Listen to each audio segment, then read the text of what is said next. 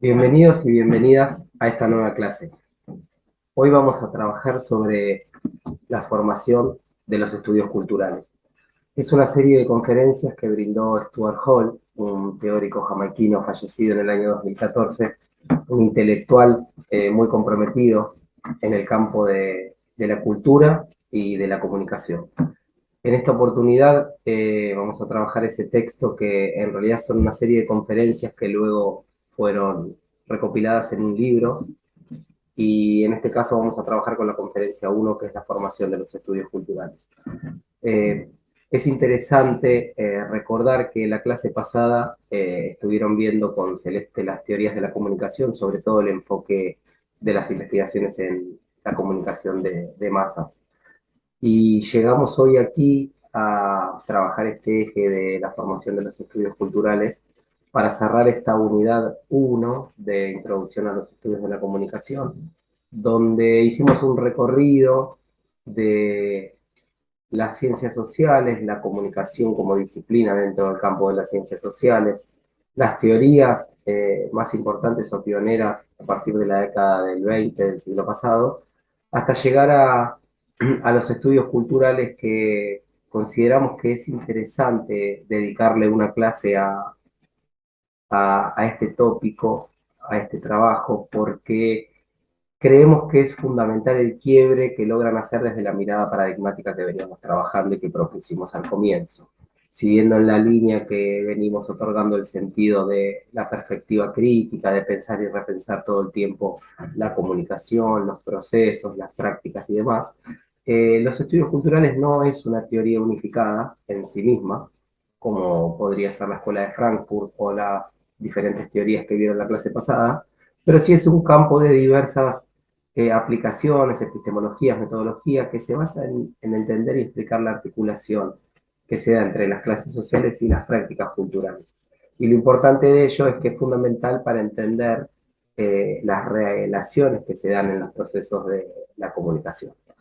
Voy a compartir pantalla, así empezamos a pensar juntos y juntas la formación de los estudios culturales para el cierre de esta unidad uno de la materia. Bueno, vamos a empezar trabajando este texto, como les decía, y que obviamente los estudios culturales surgen en Gran Bretaña en la década del 50 del siglo pasado. Vamos a hacer un breve recorrido por el índice, como para que ustedes vean. Vamos a ver referentes, vamos a ver el contexto, vamos a centrarnos en Stuart Hall, por el texto que tiene en la bibliografía, para luego de la clase reforzar los conceptos que vamos a ir marcando, los orígenes de los estudios culturales, de esta teoría, los objetivos, los productos culturales que se trabajaban, la escuela de Birmingham, que es donde surge la formación de los estudios culturales y sus intelectuales, la cultura como término polisémico, pero en el cual Stuart Hall nos plantea una mirada muy interesante. Conclusiones, una pregunta abierta que se hace en los estudios culturales y que también nosotros podríamos pensar y repensar juntos para reflexionar, y un bonus track al final de la clase. Vamos a comenzar. Bueno, referentes en la escuela de Birmingham, en Gran Bretaña, nos vamos a situar en 1950, aunque el centro se forma oficialmente en 1964, y el primer presidente y fundador fue Richard Howard, que es un intelectual británico, que junto con Edward Thompson, otro de los referentes de los estudios culturales, trabajaron el tema de la clase obrera en Inglaterra en la década del 60. Se enfocaron mucho en teorizar, pero sobre todo en interpretar y comprender cuáles eran las prácticas de esa clase en ese momento.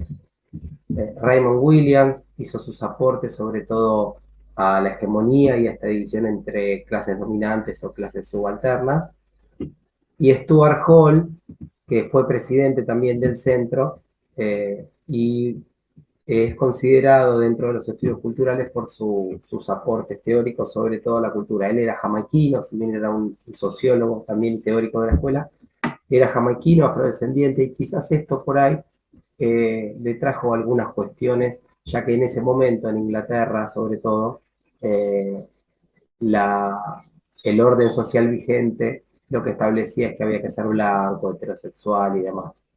Eh, bueno, contexto histórico, fundamental para situarnos, como hacemos siempre, con todos los textos, pero sobre todo con las teorías, para poder comprender el momento histórico, el momento económico, la situación social, la situación cultural que se estaba llevando a cabo en un contexto de posguerra. Si hablamos de 1950, ya había terminado la Segunda Guerra Mundial, Gran Bretaña había quedado endeudada, necesitaba hacer una reconstrucción, comienza el periodo de la Guerra Fría, eh, este conflicto geopolítico entre Estados Unidos y la ex Unión Soviética. En ese momento empezaban a fortalecerse los movimientos emancipatorios, surgía la nueva izquierda, esta nueva clase obrera, donde intelectuales de nueva izquierda empezaban sobre todo a plantear situaciones eh, nuevas, una mirada hacia los medios de comunicación, una crítica hacia la cultura dominante. Pero en el contexto de posguerra es interesante remarcar que una guerra quiebra toda la cadena de relaciones de una sociedad y sobre todo la de las clases sociales. Entonces, en ese momento el estado de bienestar en Inglaterra es el que se pone a la cabeza de la reconstrucción del país a través de la nacionalización de servicios públicos, de transporte, del Banco de Inglaterra, y empieza a crecer económicamente el país, empieza a haber aumento de bienes y servicios, los medios de comunicación se encuentran en un momento de expansión, de auge, la televisión empieza a mediar entre la vida de las personas y obviamente la información, la publicidad empieza a estar orientada al consumo, pero el cambio cultural es muy importante. Este avance de la sociedad de masas, que por ahí ya venía trabajando la teoría crítica en Estados Unidos, eh, acá comienza a aparecer el rol de un cambio cultural muy grande con, por ejemplo, en el avance en la música, podemos mencionar como dos grandes hitos del nivel mundial, pero sobre todo surgidos en Inglaterra, los Rolling Stones y los Beatles, son dos bandas que surgen y se consolidan muy fuerte en ese momento. El tema de la moda, el uso de las minifaldas, la fotografía, la pintura. Entonces, aquí es donde los estudios culturales van a empezar a trabajar sobre estos productos que ahora vamos a ir desarrollando.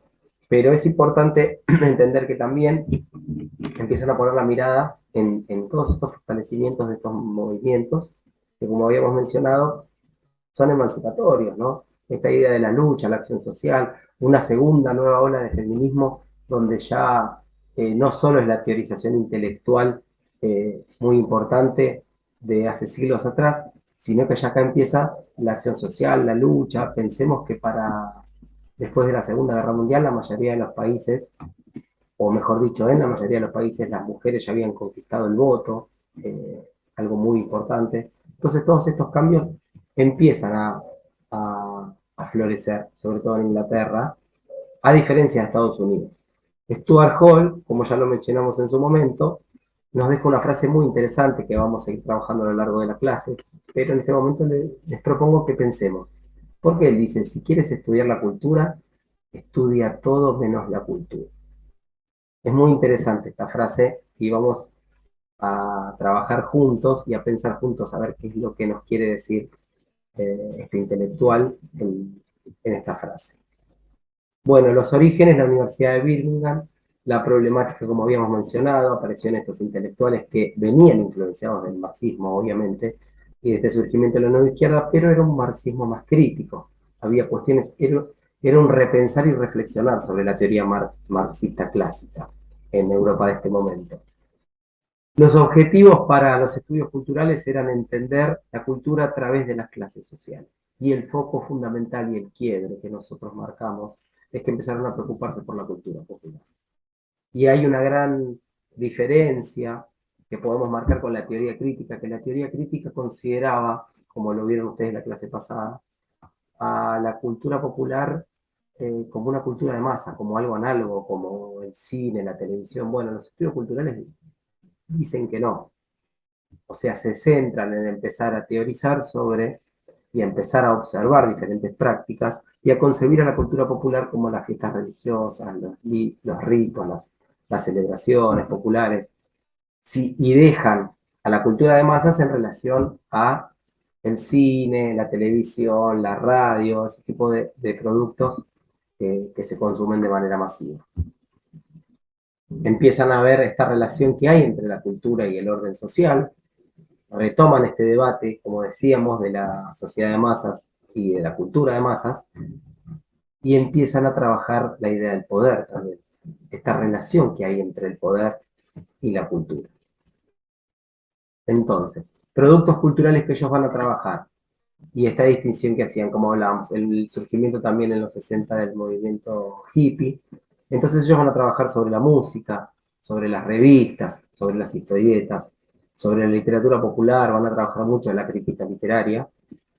Pero lo interesante de los estudios culturales en relación a las teorías que se vieron en la clase con Celeste, la clase anterior, es que hay un cambio paradigmático trascendental.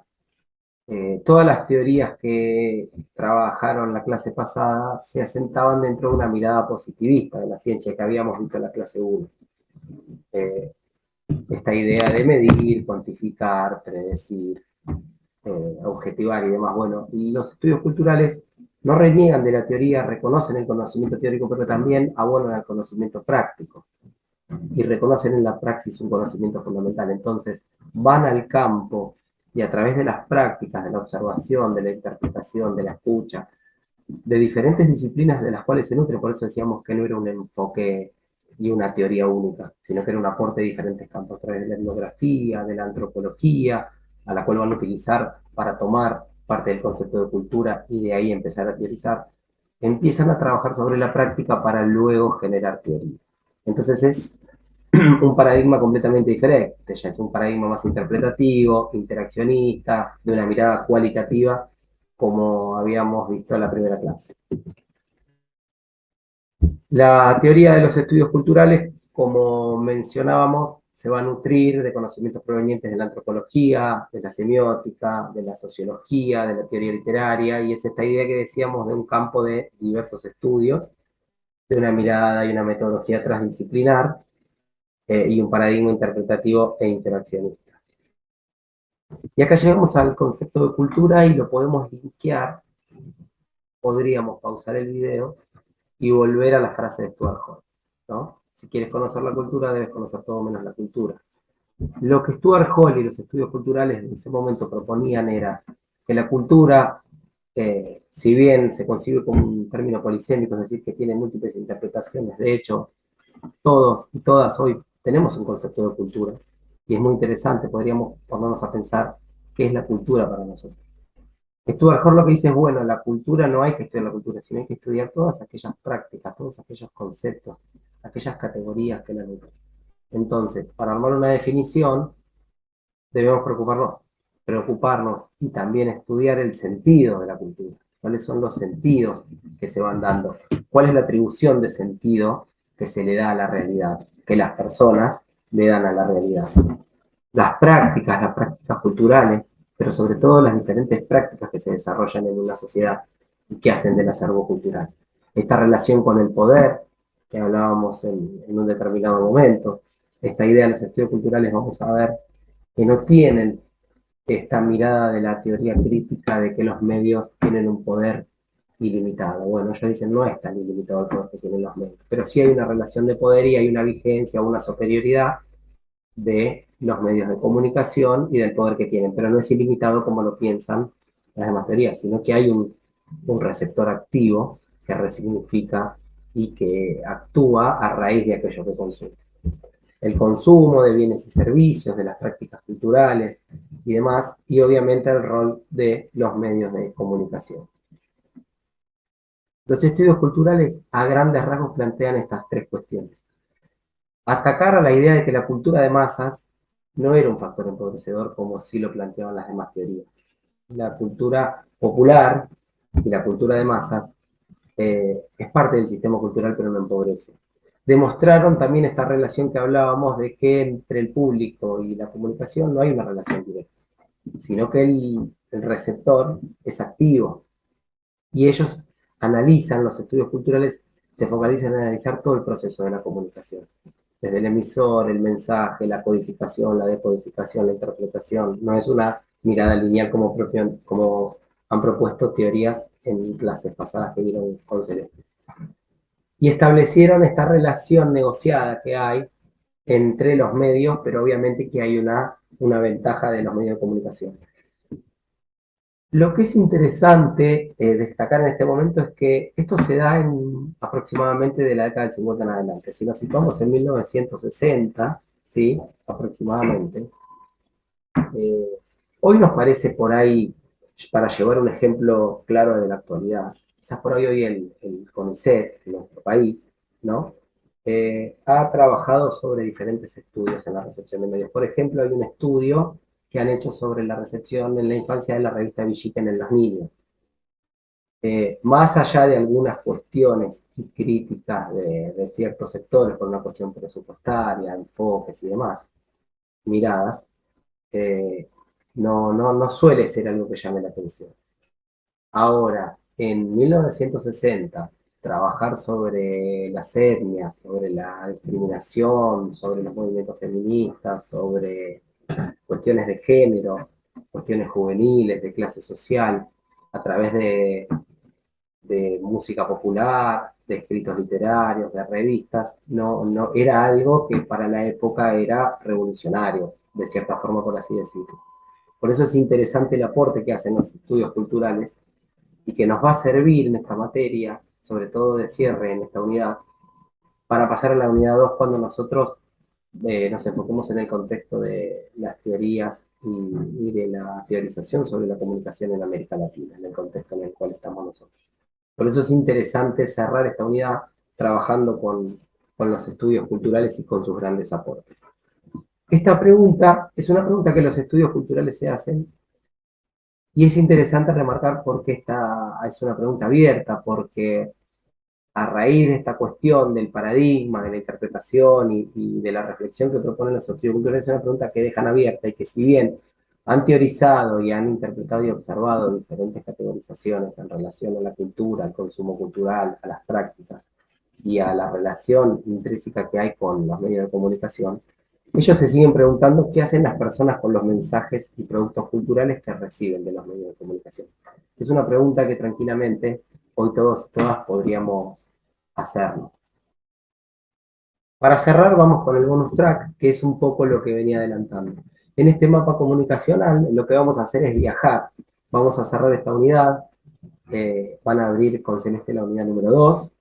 No voy a spoilearles nada más que eso, solamente de que vamos a hacer un viaje hacia Latinoamérica para empezar a trabajar sobre los conocimientos, sobre la metodología, sobre la epistemología, sobre las teorías, sobre la comunicación, pero desde una mirada más local, desde América Latina.